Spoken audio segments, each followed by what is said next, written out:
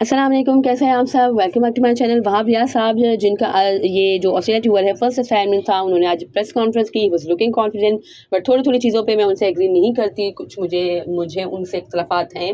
और अव्वल तो खैर to be very honest, Wahab Riaz की अपॉइंटमेंट से मैं तो पता नहीं क्यों डीप डाउन मुझे अच्छा नहीं लग रहा। एंड मुझे ऐसा लग रहा है कि he probably would not be the good choice for this post. पता नहीं क्यों मुझे ऐसा लग रहा है कि आज की जो उनकी प्रेस कॉन्फ्रेंस थी वो तो काफ़ी निस्बतन बेहतर थी। जो he was clear on his statement, but still कुछ, जैसे कि मैंने कहा कि मुझे कुछ हैं उनसे डिफरेंसेस, तो उस पर हम बात करेंगे। पहले हम ये बात करते हैं कि क्या उन्होंने प्रेस कॉन्फ्रेंस की।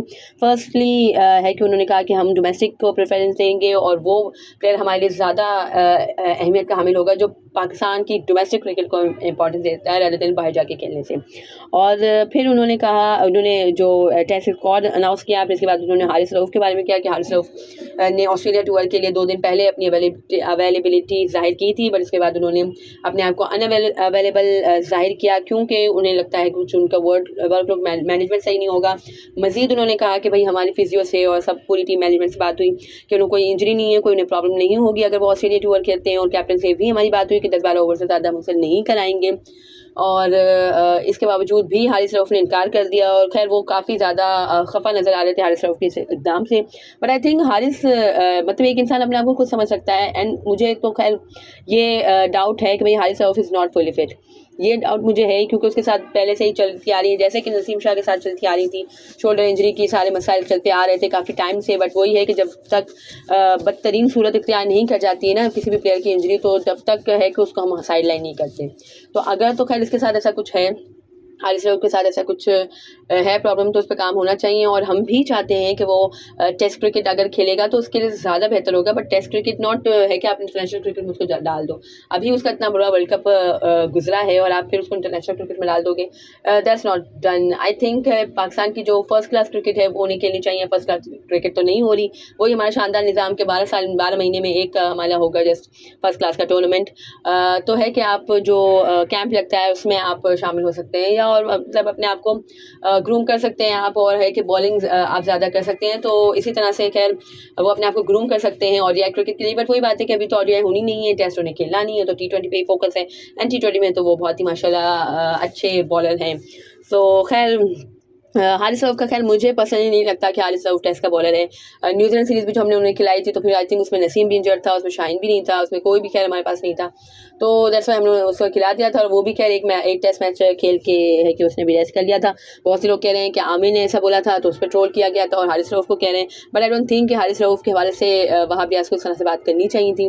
वो कहते हैं कि मैं क्लियरिटी चाहता हूँ और मैं है कि कम्युनिकेशन सही रखना चाहता हूँ। तो सॉरी टू से इस तरह की कम्युनिकेशन प्रोफेशनल लेवल पे इस तरह से नहीं होता। वहाब रियाज ने कहा कि पहले की मैनेजमेंट ने बहुत सी चीज़ें छुपा लेते थे और ये कर लेते थे, तो बहुत ज़्यादा फायर होता था और ये होता था और वो होता था। भाई आपने भी जो हरकत की है ना हारिस रऊफ के हवाले से ये बता के, वो बिल्कुल भी सही नहीं है। आई डोंट थिंक कि ये थोड़ा सा एक इंसान है कि थोड़ा सा डिप्लोमेटिक इंसान को होना पड़ता है। प्रोफेशनलिज्म का हिस्सा ही है डिप्लोमेटिसी।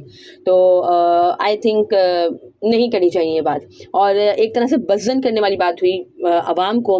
और जिस तरह से उन्होंने कहा कि भाई फिर हम कहते हैं कि हमें चांस नहीं मिला या हमें बताया नहीं गया। तो जब हम पाकिस्तान की क्रिकेट को इम्पोर्टेंस नहीं देंगे, जब हम रेड बॉल को इम्पोर्टेंस नहीं देंगे, तो फिर किस तरह से है कि हम लॉयल्टी का सबूत दे सकते हैं। इस तरह की भी खैर उन्होंने बातें की जो कि आई डोंट थिंक सही थी। मुझे नहीं लगता, आपको इसके हवाले से जो लगता हो तो मुझे बताइएगा। फिर है कि उन्होंने मज़ीद कहा कि भाई हफीज़ और मैंने दोनों ने कहा कि हारिस से कि हम आपको सही से यूटिलाइज़ करेंगे और ये और वो है कि कैप्टन से भी बात हुई कि 10-12 ओवर से ज़्यादा हम नहीं कराएंगे। और फिर उन्होंने मज़ीद नसीम शाह के इंजरी के हवाले से अपडेट दी कि भाई 3 हफ्ते में वो 50-60% एबल हो जाएंगे कि वो बॉलिंग करा सकें। एहसानुल्लाह का भी रिहैब उन्होंने कहा चल रहा है। हसनैन भी है कि उन्होंने बॉलिंग स्टार्ट कर दी है, बट स्टिल है कि अभी वर्कलोड मैनेजमेंट उनका देखना है। और कैंप में उन्होंने कहा कि एडिशनल फास्ट बॉलर्स के तौर पे हमने अर्शद इकबाल और काशिफ अली को और शाहनवाज जानी को भी शामिल किया है, क्योंकि ये जो है कि सीनियर टीम के साथ या सीनियर बॉलर्स के साथ रहेंगे और कोचेस के अंडर में बॉलिंग कराएंगे तो काफ़ी ज़्यादा इनकी ग्रूमिंग के लिए बेहतरी होगी। और हम चाहते हैं कि अपना जो बंच ऑफ प्लेयर्स है इन ऑल 3 फॉर्मेट्स उसको हम थोड़ा सा बढ़ाएँ। दैट्स हम इसका है कि हमने इन तीनों को भी जो कैंप में है एडिशनल प्लेयर्स के तौर पर शामिल किया है।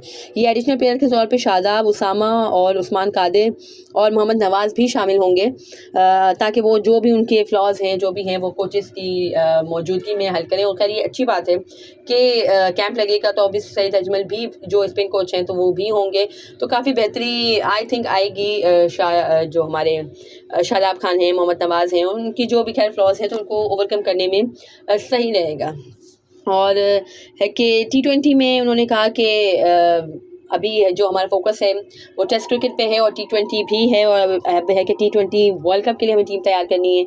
हमें बंच ऑफ प्लेयर्स इतना ज़्यादा अच्छे रखने हैं कि हर किसी का बैकअप हमारे पास मौजूद हो। दैट्स हम चाहते हैं कि हम अलग अलग कॉम्बिनेशंस ट्राई करें। और फिर दोबारा हारिस रऊफ के हवाले से सवाल पूछा गया तो उन्होंने यही कहा कि वो नहीं जाना चाहते थे और हमारी उनसे बहुत डिस्कशन हुई, बट है कि उनके वो अपने आप को वर्कलोड मैनेजमेंट के तौर पे वो नहीं समझते थे कि भाई उन्हें ये टूर करना चाहिए, जिसका आई थिंक पाकिस्तान को लॉस होगा, उन्होंने ये भी कहा। और फिर मोहम्मद हुरैरा के हवाले से भी जैसे मैंने कहा कि उनसे सवाल हुआ, मैंने भी ये कहा था कि भाई मोहम्मद हुरैरा होने चाहिए थे, तो इस सेट के मिडल ऑर्डर बैटर हैं और मिडल ऑर्डर में हमारे पास है ना सरफराज अच्छा कर रहे हैं और सऊद शकील अच्छा कर रहे हैं। भाई मिडल ऑर्डर में आपको ज़्यादा प्रॉब्लम है, आपको मोहम्मद हुरैरा को लेके जाना चाहिए था। इस सेट के है कि ओपनिंग स्लॉट में हमने साइम अयूब को इसलिए दिया है कि भाई ओपनिंग आपकी है कि कभी कभी स्ट्रगल करती है और ये होता है वो होता है। भैया अगर स्ट्रगल आपकी ओपनिंग कर भी रही हो ना तो भी ऑस्ट्रेलिया की कंडीशन में आपको नहीं रखना है साइम अयूब को। आपको T20 में आप न्यूजीलैंड के अगेंस्ट खिलाना, न्यूजीलैंड में अभी नहीं, जहाँ तक मुझे लगता है। और फिर हसन अली के हवाले से सवाल पूछा गया कि हसन अली को क्यों रखा है और अब्बास आफरीदी को क्यों नहीं रखा, अब्बास आफरीदी को नहीं रखा। तो ही सर कि हसन अली टीम का हिस्सा रहे हैं और उन्होंने जो काउंटी में परफॉर्मेंसेस दी हैं वो भी बहुत अच्छी हैं, और जहाँ पे है कि जो कंडीशंस हैं वहाँ पे उसमें हसन अली बहुत अच्छी परफॉर्मेंस देंगे इंशाल्लाह इस साल। और शादाब और नवाज़ के हवाले से भी उन्होंने पूछा कि भाई जर्नलिस्ट ने पूछा कि आपने क्यों रखा है, वो तो टीम का हिस्सा नहीं है तो एडिशनल प्लेयर्स के तौर पर क्यों रखा। तो उन्होंने कहा ये हमारे प्लेयर्स इनकी बुरी फॉर्म चल रही है तो हमें ही इनको लुक आफ्टर करना है और ये आए यहाँ पे बॉलिंग करेंगे, कोचेस के अंडर ये अपनी फ्लॉस को ठीक करेंगे, तो हमें ही इनको देखना है आउट ऑफ फॉर्म है तो किस तरह से उनकी फॉर्म वापस लाई जाए और उनकी स्किल्स को मज़ीद किस तरह से बढ़ाया जाए।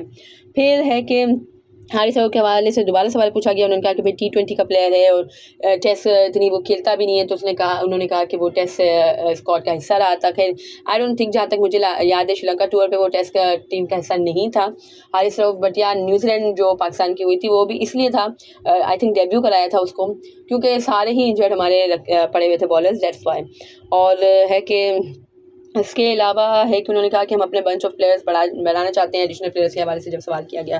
तो फिर उनसे पूछा गया भाई आप स्पोर्ट्स मिनिस्ट्री भी आपके पास है, आप PSL भी खेलते हैं, आप अब ये भी चीफ सेलेक्टर का ओहदा भी आप संभाल रहे हैं, तो ये कन्फ्लिक्ट ऑफ इंटरेस्ट का इसमें ऐसा कुछ नहीं होगा। तो नहीं ऐसा कुछ भी नहीं है, एंड मैं तो वहाँ पे जस्ट एडवाइज़र के काम करता हूँ स्पोर्ट्स मिनिस्ट्री में, और ये और वो मैं ऑनरेरी तौर पे करता हूँ, और ये मैं है कि PCB ने मुझसे कहा तो मैंने इसको है कि मुल्क की मुफाद में इसको एक्सेप्ट किया है, और है कि ऐसा कुछ भी वो नहीं होगा। PSL के हवाले से खैर उन्होंने है कि क्लियर कर दिया है कि भाई PSL भी अगर मैं खेलूँगा तो फिर यहाँ पे बहुत ही कुछ बातें हो जाएंगी, तो PSL वो नहीं खेल रहे, थैंक गॉड। वैसे भी पेशावर ज़ल्मी में मैं चाहती थी कि अब है कि वहाब रियाज़ को नहीं होना चाहिए, तो अब पेशावर ज़ल्मी को चाहिए कि वहाब रियाज़ भी नहीं खेलेंगे PSL, और नसीम क्योंकि किसी भी टीम के बगैर हैं तो नसीम को उन्हें लेना चाहिए पेशावर ज़ल्मी में, क्योंकि पेशावर ज़ल्मी की बॉलिंग बहुत ही ज़्यादा वीक है और आमिर जमान तो खैर वहाँ पे हैं ही, और हमारे नसीम के आने से भी बहुत अच्छी बॉलिंग हो जाएगी और बैटिंग तो बहुत अच्छी है ही, तो यू नेवर नो, इंशाल्लाह पेशावर ज़ल्मी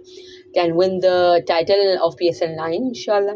और खैर इसके अलावा है कि उन्होंने कहा कि मैं चाहता हूँ कि मेरी और प्लेयर्स की आपस में अच्छी कम्युनिकेशन हो, क्लैरिटी होनी चाहिए। भई हर बंदे को क्लैरिटी होनी चाहिए कि हम आपको इतना टाइम मिलना है, और ऐसा नहीं है कि एक टूर में आप परफॉर्म नहीं करोगे तो आपको ड्रॉप कर दिया जाएगा। तो ये इस तरह की क्लैरिटी होनी चाहिए, क्योंकि मैं ये चीज़ समझ सकता हूँ। एज़ अ प्लेयर मुझे क्लैरिटी नहीं मिली, और एज़ अ प्लेयर मुझे नहीं पता होता था कि मुझे किस वजह से ड्रॉप कर दिया गया टीम से।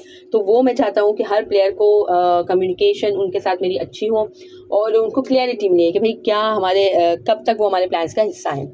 और फिर कैप्टन के हवाले से सवाल पूछा गया कि भाई बाबर आजम कैप्टन थे, और अब है कि ऑस्ट्रेलिया का मुश्किल टूर है और शान मसूद को रख दिया गया है, तो उसे कुर्बानी का बकरा बनाया जाएगा, और उसे है कि एक टूर की परफॉर्मेंस पे उसे निकाल दिया जाएगा। तो इस साइड कि भाई बकरा ही तो नहीं है कि सिवा करके फेंक देंगे। और है कि उन्होंने कहा कि बाबर आजम ने खुद है कि कैप्टनसी से स्टेप डाउन किया है, और ये खैर चेयरमैन साहब के इख्तियार में है, आप उनसे पूछें तो ज़्यादा आपको बेहतर बता सकेंगे। और फिर उन्होंने मज़ीद कहा कि भाई कैप्टन बाबर आजम 4 साल से कैप्टन था और कैप्टन रहा है, और है कि हम कोई आरसीसी और एसीसी टूर्नामेंट नहीं जीते 4 साल से, और Babar Azam himself has resign, वो वर्ल्ड क्लास प्लेयर है एंड दिस एंड दैट। भाई आप किस मुंह से कह रहे हो कि हम 4 साल से कोई आईसीसी इवेंट या एसीसी इवेंट नहीं जीते, कि इससे 4 साल से पहले से हम कितने आईसीसी इवेंट और कितने एसीसी इवेंट जीते थे।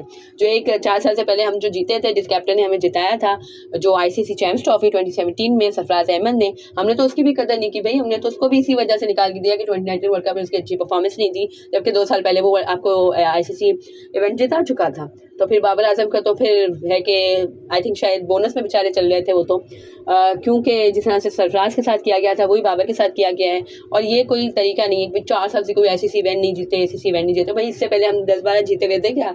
सोच के तो बोलो। आप प्रेस कॉन्फ्रेंस में बैठे हो, मुझे तो हैरत है भाई, ये जर्नलिस्ट ने किसी ने पूछा क्यों नहीं कि भाई इससे पहले कितनी हम आईसीसी ट्रॉफीज जीते थे जो 4 साल से हम नहीं जीते, और इससे पहले हमने कितने सेमीफाइनल और फाइनल खेले थे जो 4 साल में हमने खेले हैं। तो ये सारी चीज़ें होनी चाहिए, और इस पोस्ट पर जब आप बैठे हुए हो तो आपको तरीके से बात करनी चाहिए, और जर्नलिज्म भी इतना अच्छा होना चाहिए कि वो उनको पकड़ सके। जब ये बात हुई तो किसी जर्नलिस्ट को पूछना चाहिए था, कहना चाहिए था, उन्हें करेक्ट करना चाहिए था कि भाई इससे पहले हम कितना जीते ये तो बताओ, और जो जीते थे 2017 में तो उसके विनिंग कैप्टन के साथ आपने क्या किया था। एनीवेज, और पीएसएल के हवाले से उन्होंने कहा कि भाई पीएसएल में नहीं खेलूँगा, और बहुत अच्छी बात है। और फिर उन्होंने कहा कि भाई ये टीम जो सिलेक्ट हुई है कैसा परफॉर्म करेगी, ऑस्ट्रेलिया टूर मुश्किल होता है। तो फिर शान मसूद का हवाले से दोबारा पूछा गया कि फिर उन्हें ब्लेम किया जाएगा, तो इस सेट के नो, हमने कोच, कप्तान और चीफ सेलेक्टर यानी उन्होंने खुद मिलकर, तीनों जानों ने मिलकर टीम बनाई है, तो हम इसको ओन करते हैं सेट, और हम इसे है कि जस्ट कैप्टन में मलबा नहीं डालेंगे। और ऐसा नहीं है कि शान मसूद जस्ट एक टूर के लिए कैप्टन बनेगा और फिर है कि उसकी परफॉर्मेंस पर उसे हटा दी जाएगा। शान मसूद कंटिन्यू करेगा एज कैप्टन।